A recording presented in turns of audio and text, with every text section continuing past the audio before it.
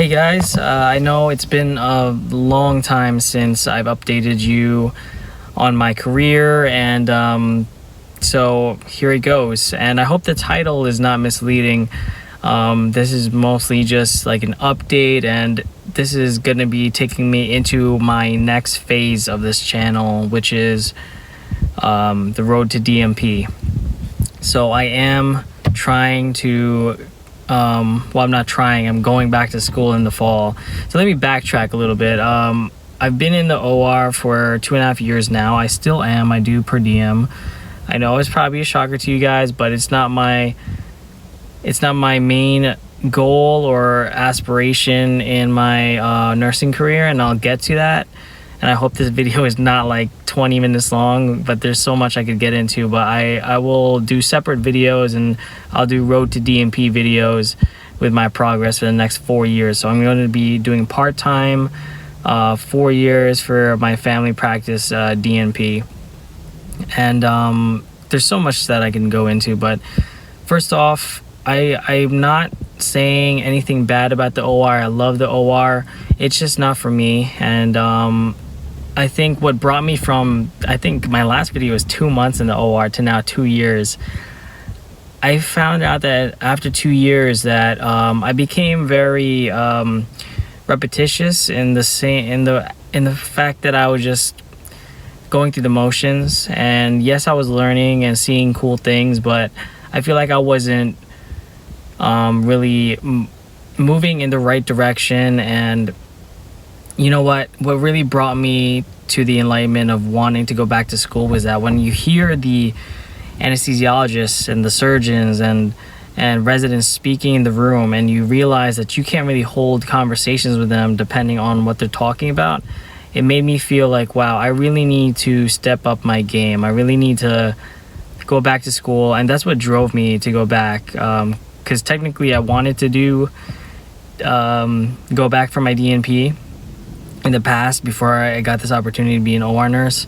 There's so much that goes into the story, but at the end of the day, there was other reasons too why I couldn't just stay in the OR, because people ask like, oh, why didn't you just stay in the OR while you were going through school? Well, for one thing, it's not really in the direction I'm going to. I want to go to private practice. And the reason why I go to private practice, I think that basically private practice is what filters out all these patients from going to the hospital on their worst day ever, you know. And instead of them going to the hospital on their worst day ever, you got to be able to preventative medicine, you know, preventative care. And I think doing it correctly will prevent so many, you know, bad things from happening, from patients going to the hospital on their possibly worst day ever, you know, preventing that from happening by managing their medications, so on and so forth. I could get into that too. But at the end of the day, there's like other things that people have to consider if they want a career in the OR. Other things, and I'm not saying this to discourage you, but to make you aware, when you go to the OR, you're going to be exposed to a lot of fluoroscopy or radiation, you know, the C-arm, which is the x-ray machine in the room, especially if you're doing the bigger cases like spine, ortho, and neuro. So you just have to be aware of that. I was in a lot of those cases, or even for like cysto, in the urology cases, you have to be very aware of that. You're wearing a lead apron, but you're not covering, you know, hopefully you have lead lined glasses, but you're not covering your head. You're covering your thyroid to a certain extent, but it's not perfect. You'd have to basically wear a lead gown for your whole entire body, and you're standing there for about, you know, like hours at a time. And it's not exactly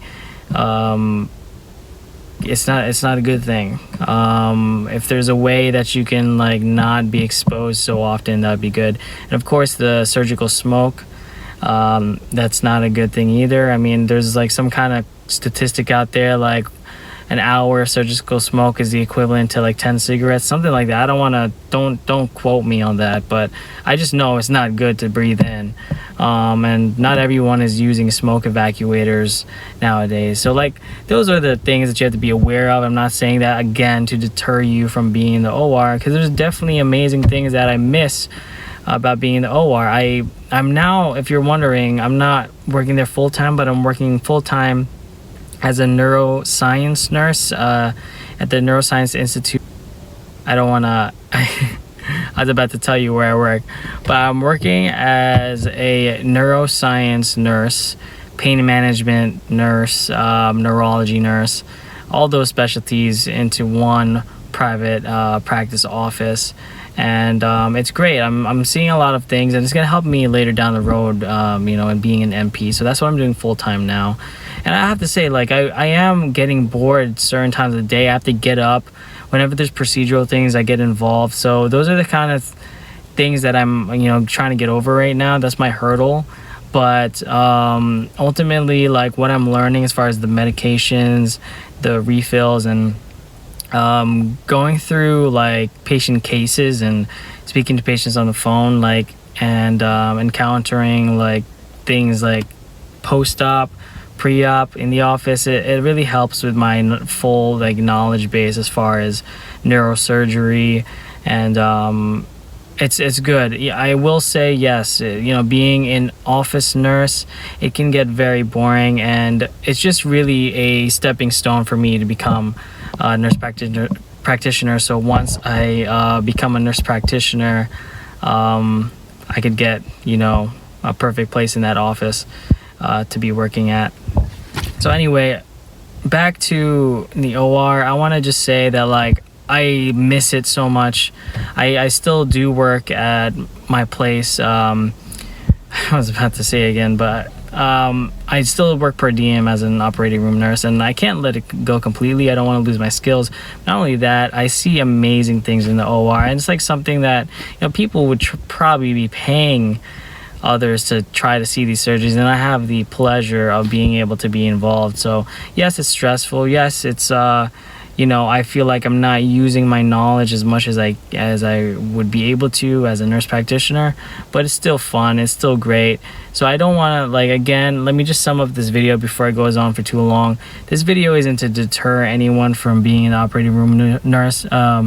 This is mainly just to update you guys on where I'm at. So I'm working still as an operating room nurse, not full-time, but I'm full-time as a private practice nurse in a neurology, neurosurgery, and pain management office. And I'm apparently tomorrow I'm going to be doing some minor procedures, helping, and this is going to go back to my OR experience that's helping me out. I'm going to be assisting in some interventional pain procedures, so that'll be great. And I'm going to school this fall, and I'm not going to tell you which college, but I will be going for my doctorate of practice in nursing and family practice. So that's my update for you guys. I do have to edit out some things out of this video. I'm just not used to speaking to the camera. I know it's been such a long time, so I apologize for that. But thank you guys for watching this video. Please stay tuned, because hashtag Road to DNP is gonna be all over your subscription feed, because I'm gonna be posting a lot more often. I promise you I'm gonna try a lot more. I'm at least gonna try, but that's basically it. Thank you guys for watching again, and yeah, feel free to comment below and I'll try to answer your questions. Yeah, that's basically it. See you guys. Bye.